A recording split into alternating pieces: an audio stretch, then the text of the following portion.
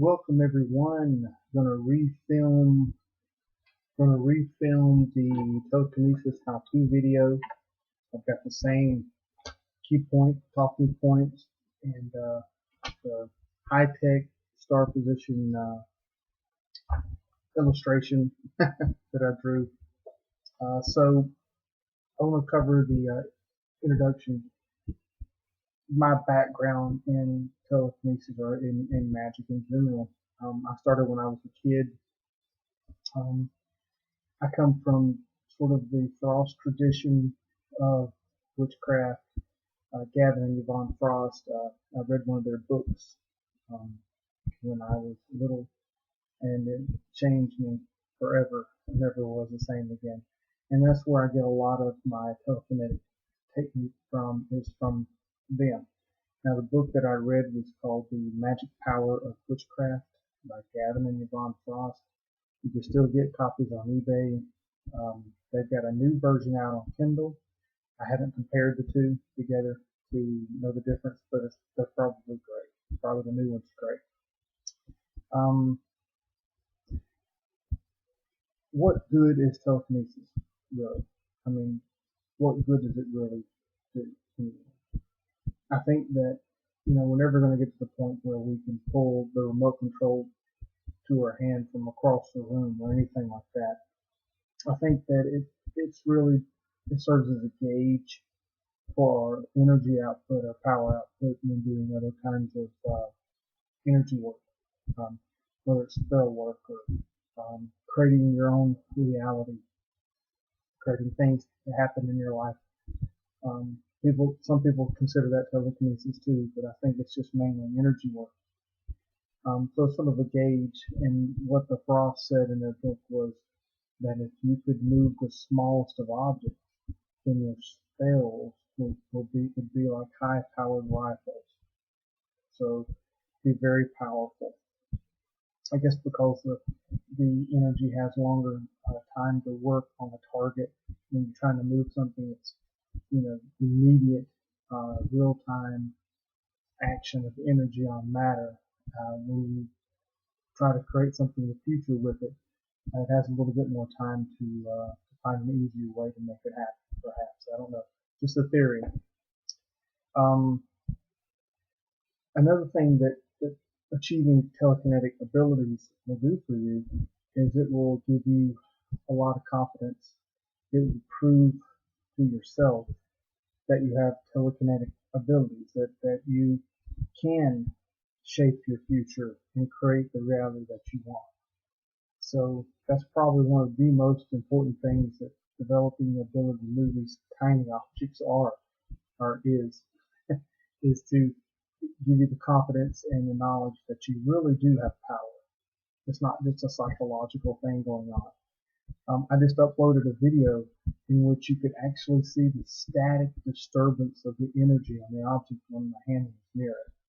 So I'm planning on videos in the near future where I'm not moving an object, but I'm holding the hand over a pattern where it would make the static more noticeable on video. So anyway, pretty cool. The last thing I think learning telekinesis will do, and a really cool thing, is it sort of destroys the mechanistic, materialist view of the universe. The scientific dogma that's out there right now is that we're just cells and there's nothing spiritual. There's no aura around the body. There's nothing spiritual.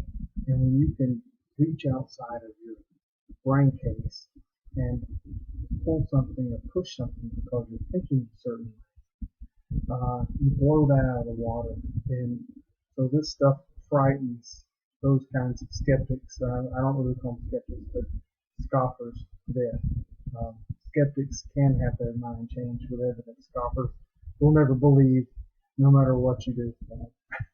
So that's really great to be able to really disturb that notion, which is the mechanistic view is flawed. It's flawed, and it's going to pass us. Okay.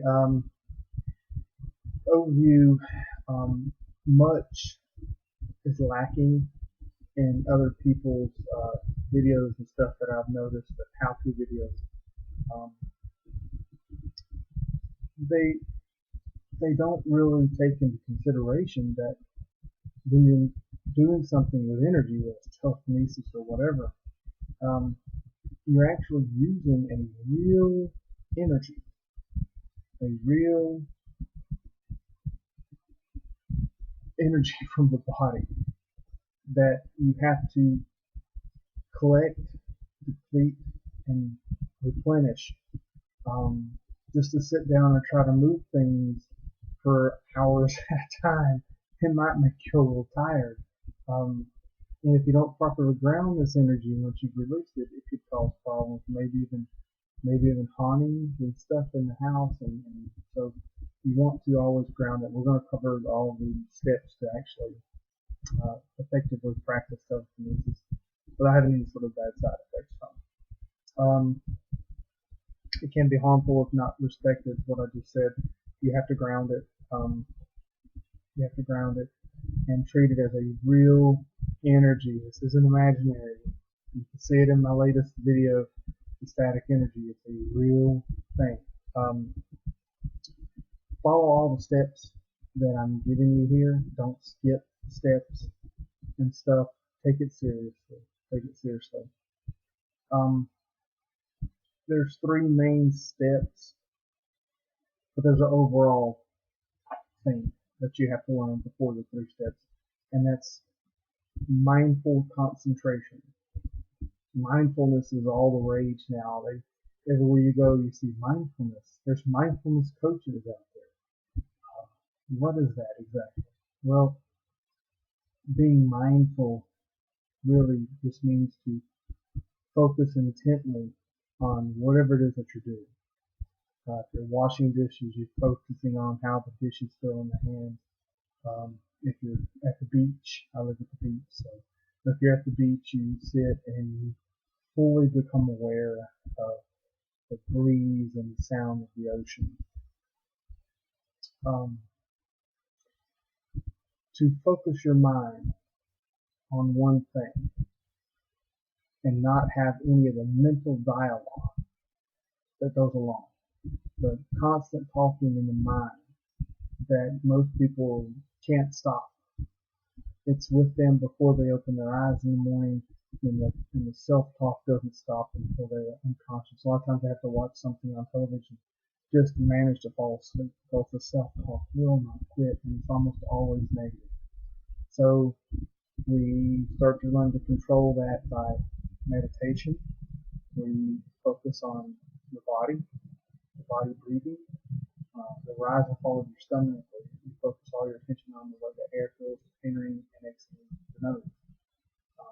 But focusing on that change, you silence the mind. And when your mind wanders, you bring it back. Basic meditation. And again, focusing on things, tasks that you do throughout the day, where you can become completely present in the moment. Keep having to move my pointer around on my screen here. I'm filming this on my laptop so it doesn't go into the sleep mode. I don't want to mess the video up. Let's see. Okay, so if you get the concentration is very but there's three main things, steps to it, through telekinesis, and that's charging the body up with energy. If we're going to try to use the energy to move an object, you don't want to just use the energy that's around your body. You want to temporarily charge the body with excess energy for you to use. That's a real big thing that I don't see anyone talking about too much. The next step will be, you're making your telekinetic attempts, and there's a couple strategies that I'm going to give you on that. And then again, grounding. I'm going to show you how to ground the energy that you've released, whether they've succeeded or not at telekinesis. Ground it so that it has a target and doesn't just hang around. You don't want energy just hanging around.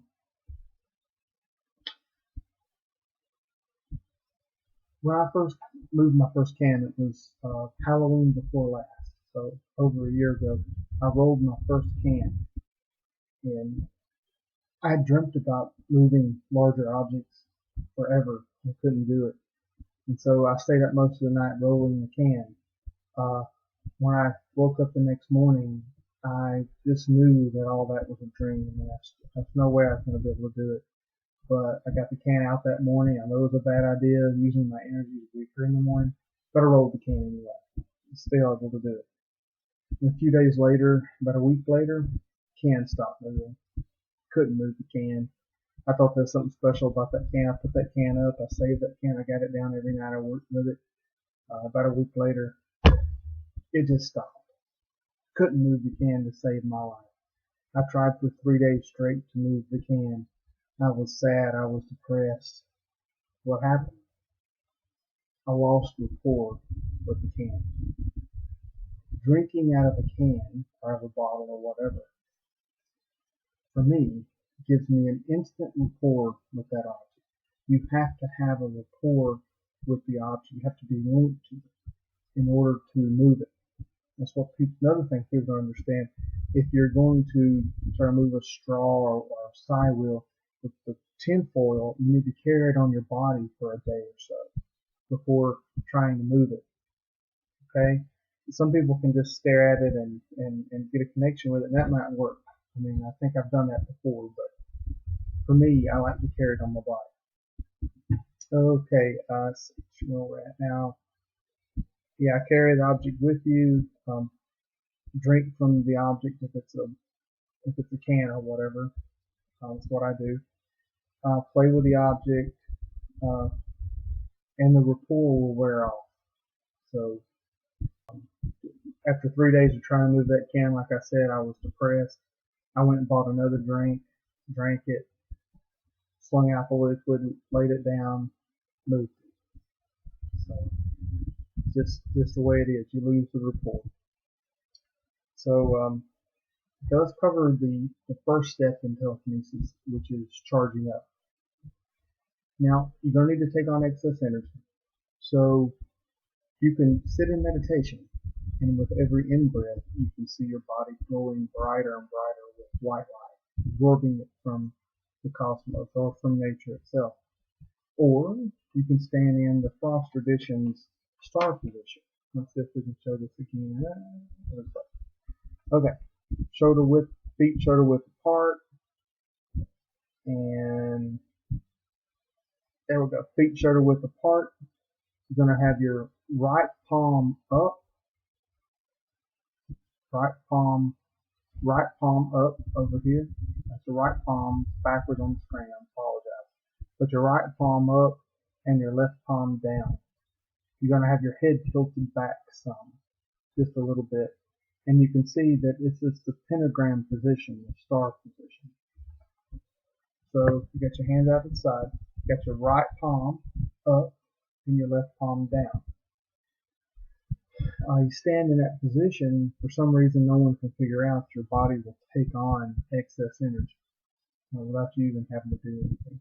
But if you imagine your body filling up with white light, as you did before, it's very, very effective. If you do a middle pillar exercise in the chakra, standing in the star position, you will build up a lot of energy, and that's usually what people do prior to spell work. As they'll stand in a position like that. Yeah. So if you reverse the palms, like if you take your right palm and face it down, and your left palm and face it up, it'll change the polarities of the energy. So if you're standing right palm up, left palm down, you'll notice one palm will get cool feeling, and the other palm will get sort of warm.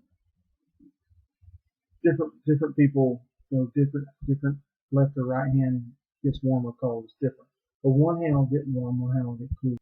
If you reverse polarities, put your right palm down, left palm up, then the temperature will change on either side. It'll change up. But the standard way to do it is right palm up, left palm down. When you breathe in 3 to 9 times and you fill your body with white light, you may begin to feel your hands tingling. Bring your hands together from the star position. I can already feel my hands tingling, but I do this stuff all the time. But Concentrate on sending the energy down the forearms into the fingers, and you'll feel warmth. You'll feel your fingers tingling. Okay? Direct the energy down in the hands. This is creating an energy ball between the hands and increasing the energy field.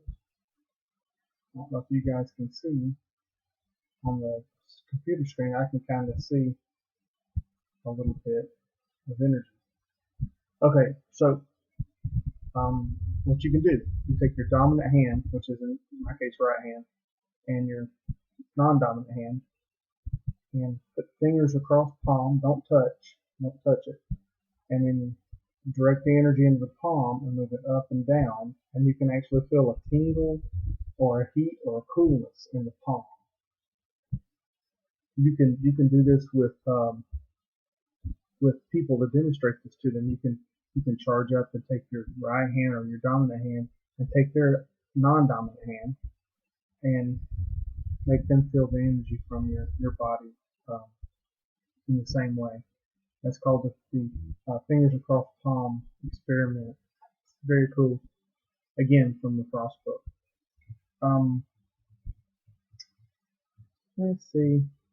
Okay, let's talk a minute about picking the target to move. The first thing that I ever started with was a thread, and I took a toothpick and I tied the thread around the toothpick right in the middle. Like if my finger was a toothpick, I would tie the thread in the middle so it would bounce. Then I would hang the thread up on the chandelier over the dinner table. So there's hardly anybody in the house. So I would leave the room and let the toothpick find its own balance and its stillness where it wasn't moving. Then I'd cover my mouth up with a shirt or something, and this is when I was a little kid now, I'd come back into the room and I would charge up and I would push the toothpick away from each end away from me. I was always pushing the toothpick. Very easy to move, and you can tie a thread to a straw, and it's the same thing. It's easy to move these things when they're tied up like that. The downside is that they'll be moving around. You'll have to be patient and come back later after they've gotten still. So if you share the house with a lot of people, they're going to be walking through the room that might not ever get still. So the thread thing's easy to do, but it has that downside to it. That's very similar to balancing objects on needles, like standard side. I made a needle side wheel like that by a piece of foam, a wooden dowel with a needle taped to the end of the wooden dowel, so it could get up higher off the table where I could, cut a hole in a can and balance the can on it, or a straw for that matter, which I've used in several of my videos. A couple of my videos, I think I've used the same sort of base. I still can't find it. Couldn't find it in the other video, how-to video, and I still haven't been able to find it. But so that's another way. It's also very easy to move those kinds of objects when they're balanced on a needle because there's very, very little friction. Let's see. Moving a can is the same thing. You want to have a nice level table. You want to have the cans and stuff having inconsistent surfaces. So you want to get it to a position where it can either go backward or forward without any resistance. So if it's right up against a dent in the can and you can't roll it, you're not going to be able to roll it with telekinesis. So you want to get it to an easy point where it's easy to move on a nice level table. So that's what you got to do with that, with the cans. Let's see here. Shielding objects, like if you got a side wheel or something on the table, don't put a shield around it. All that shield is doing is saying, hey, I don't believe I can do this stuff. This just you showing self-doubt. People put these side wheels in a container or a plastic shield over it, and I have a plastic shield I used to use. It's just self-doubt. That's all it is. You're not going to convince anybody with these videos. It's not going to happen. Care what you do, you're not going to convince anybody with videos. I make videos to just sort of intrigue people into sort of trying this stuff themselves so that they can prove it to themselves. And you can do that with the unshielded toothpicks and side wheels.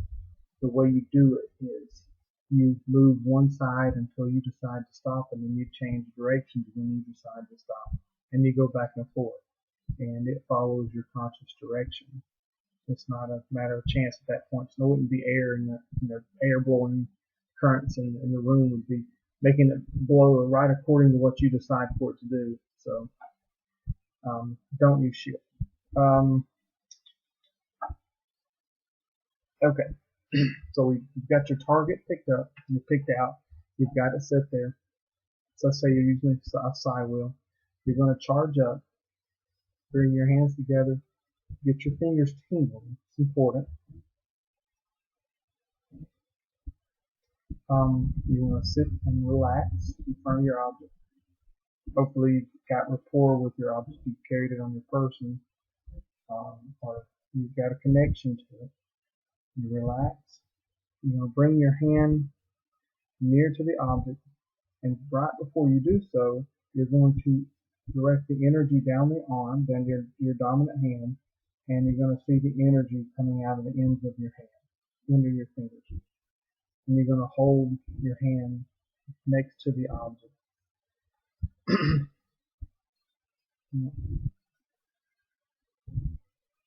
Okay, yeah. So this is where we're going to do something that I call split vision, or almost like bilocation. We're going to be looking at the can, staring at the can, like gazing, or can, staring at the object like we're scrying into it. You're moving a straw on a needle. You're going to be staring at the needle as if it were a crystal ball. Okay? Still the mind, no thinking. Stare at the object as if scrying, because you really kind of are scrying. Energy down the hand, see the energy going to the straw in that case. And then we're going to do something different. We're going to see in our mind's eye as if the straw had already moved a little bit past where it was, whichever direction you're trying to move it. We're going to hold in our mind's eye that the straw has changed positions already. So you're staring at the straw, but you're seeing it already move. Okay? Or if you're rolling a can, you're going to see it already rolling. And just for a moment at a time, you're not going to be able to see where the straw physically is, because the mental image will have replaced that image. And you're going to actually see the straw as if it had moved in your mind's eye. You can practice this anytime. This splitting your vision thing, you can practice that. Just sitting around the house, you can look at a wall and imagine what the bark on the tree outside would look like. Imagine looking at the bark really close up, and just for a moment, you won't be able to see the wall in the house anymore. You'll be seeing the bark. Pretty cool stuff. You're stopping your physical vision and using your inner vision to see the bark. This is an exercise that you learn when you learn to astral project and stuff too. It's really cool, which I may make videos about that eventually, astral projection and stuff. Let's see where we're at now. Yep. Now, you'll see the straw in your mind's eye where you want it to be, and then that'll go away and you'll see back where it's at, and you'll go back and forth with that. What you want to do is you want to concentrate on increasing the field of energy coming out of the hand. Okay, you want to concentrate on that field of energy increasing. You want to feel it increasing. Tingling in the hand should increase. And get emotional. Direct that emotion into moving that straw or whatever it is. Direct it, emotion, energy in motion, emotion. So the straw either moves or it doesn't. Just keep trying. When you're done with your telekinesis session for the day, or for that time, maybe you'll do it twice a day, whatever.